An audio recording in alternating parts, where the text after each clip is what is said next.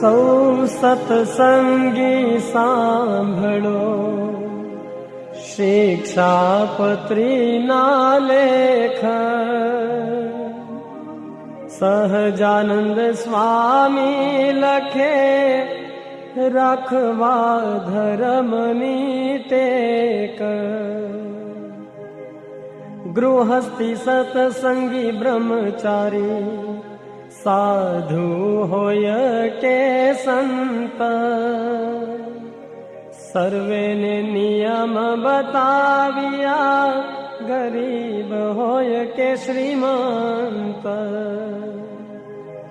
શિક્ષાપત્રીના શ્લોક જે સર્વે શાસ્ત્રનો છે સાર.